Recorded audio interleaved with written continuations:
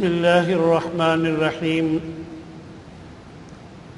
آج ہمارا سبق معلم القرآن کا سبق نمبر 14 ہے، اور اس سبق میں ایک علامت بی ہے۔ اس بی کے کئی معانی ہوتے ہیں، اور یہ علامت ہمیشہ اسم کے شروع میں استعمال ہوتی ہے۔ اس کا ایک ترجمہ سے یا ساتھ ہوتا ہے، اور ایک ترجمہ کا، کے، کی، کو، اور کبھی اس کا ترجمہ پر کیا جاتا ہے، اور کبھی بدلے میں اس کا ترجمہ ہوتا ہے، اور کبھی اس کا ترجمہ بسبب، بوجہ، بذریعہ وغیرہ کیا جاتا ہے۔ بی کا ترجمہ سے یا ساتھ، اب اس کی کچھ مثالیں ملاحظہ فرمائیں۔ اعوذ باللہ من الشیطان الرجیم، بسم اللہ الرحمن الرحیم۔ واللہ بما تعملون خبیر، اور اللہ اس سے جو تم عمل کرتے ہو خوب خبردار ہے۔ یہاں بی کا ترجمہ سے کیا جا رہا ہے۔ وبالوالدین احسانا، اور والدین کے ساتھ حسن سلوک کرو۔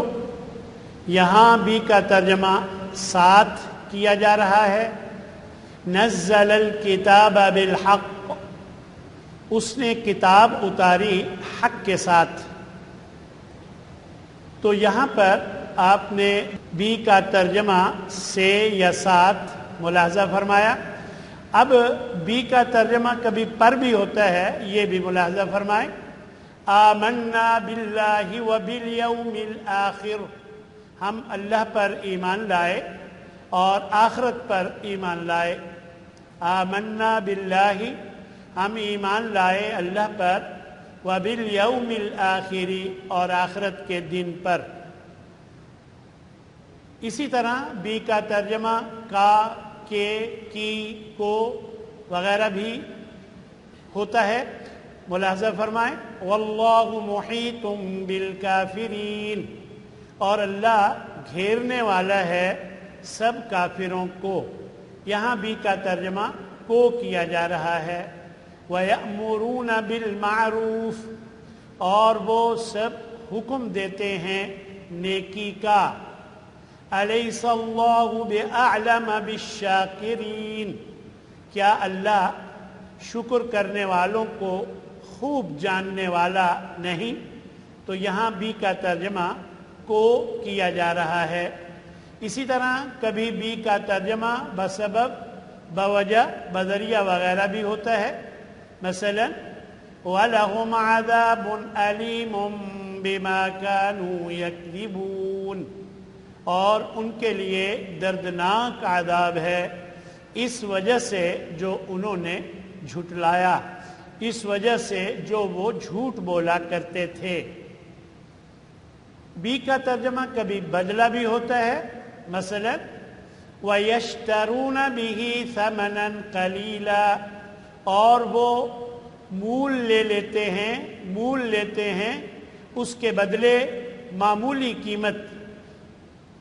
وَيَشْتَرُونَ، اور وہ لے لیتے ہیں، بِهِ، اس کے بدلے، ثَمَنًا قَلِيلًا، تھوڑی سی قیمت۔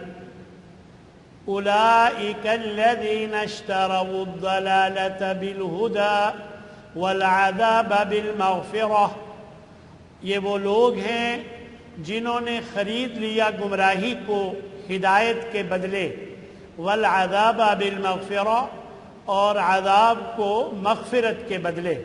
یہاں بی کا ترجمہ بدلہ کیا جا رہا ہے۔ اسی طرح الحر بالحر والعبد بالعبد، آزاد کے بدلے آزاد، اور غلام کے بدلے غلام۔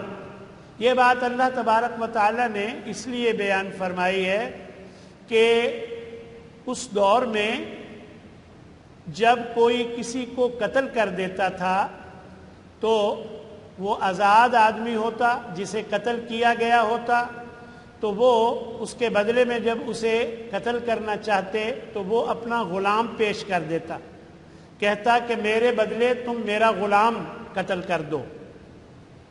اور اسی طرح بعض اوقات ایسا بھی ہوتا کہ کسی غلام نے کسی آزاد کو قتل کیا ہوتا تو مقتول کے ورثہ کہتے کہ ہم تو اس غلام کو قتل نہیں کریں گے، ہم تو اس کے مالک کو قتل کریں گے، غلام کی تو کوئی حیثیت نہیں. لہذا وہ مالک کو قتل کرنے کا ارادہ رکھتے تھے. اللہ نے فرمایا کہ یہ دونوں عمل غلط ہیں. الحر بالحر، اگر آزاد قاتل ہے تو اس کے بدلے اسے ہی آزاد ہی کو قتل کیا جائے گا، اور اگر والعبد بالعبد، اور اگر غلام قاتل ہے تو اس کے بدلے غلام ہی کو قتل کیا جائے گا. یہاں اللہ نے یہ بات بیان فرمائی ہے، الحر بالحر والعبد بالعبد. ایک بات یاد رکھیے گا، اگر نفی والے لفظ کے بعد علامت بی ہو تو اردو ترجمہ کرتے ہوئے اس بی کے ترجمے کی ضرورت نہیں ہوتی. تو نفی سے مراد ایسا اسم جس کا معنی نہیں کیا جا رہا ہو، اور اس بی کی موجودگی کی وجہ سے بات میں زور پیدا ہو جاتا ہے. البتہ بی کا ترجمہ کرنے کی ضرورت نہیں ہوتی. مثلا دیکھیے، وَمَا أَنْتَ بِمُؤْمِنٍ لَنَا، اور نہیں ہیں آپ ماننے والے ہماری بات کو، آپ ہماری بات کو ہرگز ماننے والے نہیں. تو دیکھیے ما آیا ہے، یہ نفی کے لیے ہے، اور اس کے بعد بی آ رہا ہے. جب ما کے بعد بی آ رہا ہے تو اس بی کے ترجمے کی ضرورت نہیں ہے، البتہ اس کی موجودگی کی وجہ سے بات میں زور پیدا ہو گیا ہے. اسی وجہ سے ہم نے ترجمہ کیا، نہیں ہیں آپ ہرگز ایمان لانے والے یا بات ماننے والے ہماری، آپ ہماری بات ہرگز ماننے والے نہیں. وَمَا أَنَا بِطَارِدِ الْمُؤْمِنِينَ، اور میں ہرگز مومنوں کو بھگانے والا نہیں. یہاں پر بھی ماں کے بعد بی آیا ہے تو اس بی کے ترجمے کی ضرورت نہیں، البتہ اس کی موجودگی سے بات میں زور پیدا ہو گیا ہے، اسی وجہ سے ترجمے میں ہرگز آیا ہے.